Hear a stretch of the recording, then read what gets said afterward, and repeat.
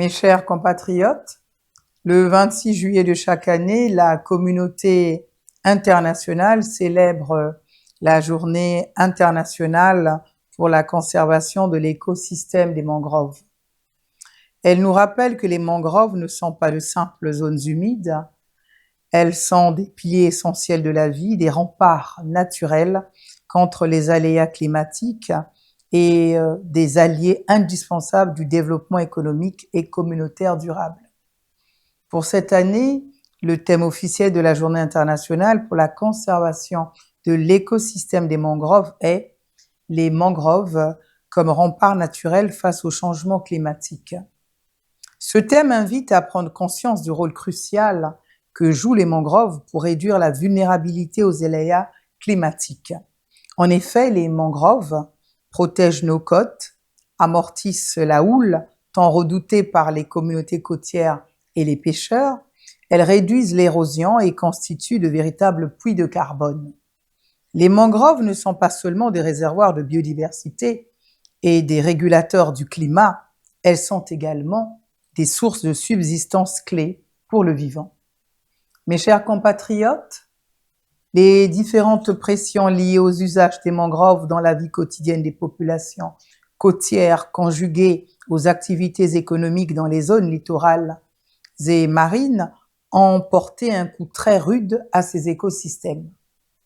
En effet, étant par nature fragiles, ces écosystèmes disparaissent 3 à 5 fois plus vite que les autres couverts forestiers à l'échelle mondiale avec de graves conséquences écologiques et socio-économiques. Selon les estimations actuelles, la superficie des mangroves a été divisée par 2 au cours des 40 dernières années. À l'heure où nous devons trouver des solutions pour faire face aux défis climatiques, nous perdons des étendues considérables du rempart naturel le moins coûteux. Il faut rappeler qu'en termes d'atténuation de réchauffement climatique, 1 hectare de mangrove peut stocker environ 3754 tonnes de carbone, soit l'équivalent des émissions de carbone de plus de 2650 véhicules pendant 1 an. Cependant, lorsque ces milieux sont dégradés ou détruits, ils deviennent des sources importantes d'émissions de gaz à effet de serre, pouvant atteindre 10% des émissions mondiales imputables à la déforestation. Mes chers compatriotes, nous sommes invités à explorer les liens profonds qui unissent les mangroves, les humains et la planète dans la préservation des écosystèmes fragiles et dans la sauvegarde de notre biodiversité riche et emblématique. En célébrant cette journée, nous affirmons que la protection des mangroves est indispensable pour la survie de l'humanité, la durabilité et nos activités socio-économiques liées à la zone côtière ainsi qu'à la protection des berges, des habitations et des infrastructures littorales contre l'érosion côtière et la dégradation liée au recul du trait de côte causé par la montée du niveau de la mer.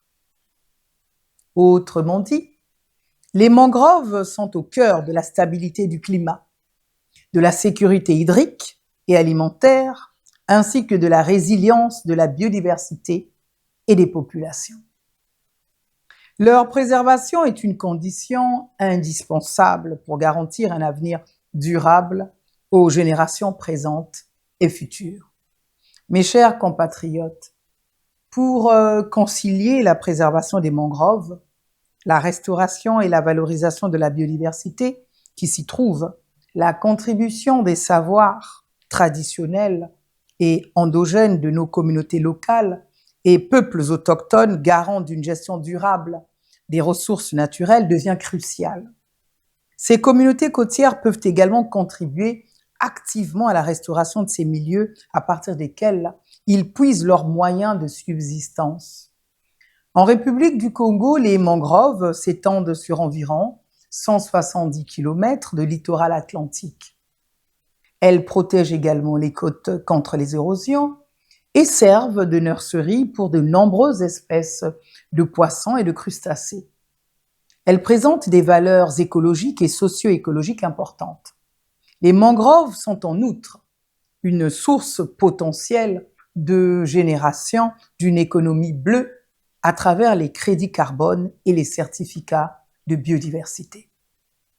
Des missions de collecte de données dans les zones de mangroves de Pointe-Noire et du Cuilou ont été diligentées l'année dernière par le gouvernement avec l'appui des partenaires.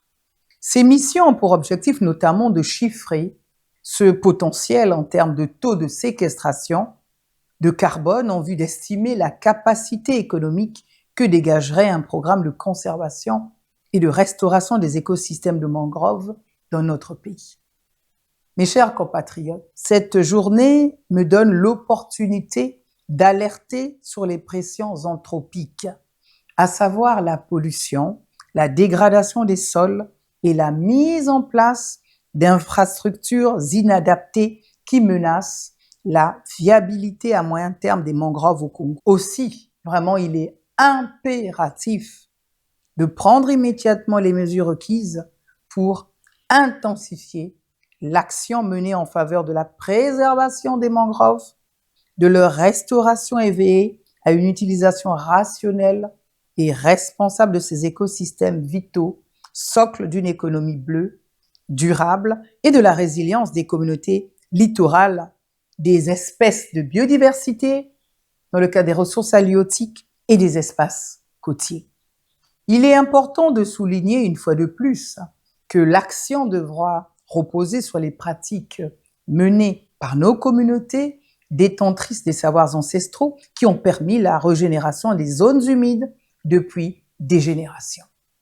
Mes chers compatriotes, notre pays, sous le leadership du président de la République, son Excellence, M. Denis Sassou Nguesso, reconnu pour son engagement écologique, est résolument engagé et déterminé à mettre tout en œuvre pour garantir la durabilité de l'environnement et des écosystèmes naturels, socle de notre développement économique et social.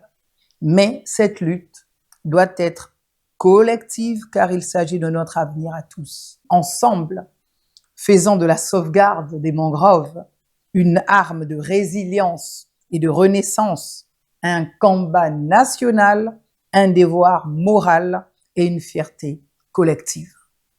Vive les mangroves, vive la biodiversité, vive le Congo vert durable et responsable. Je vous remercie.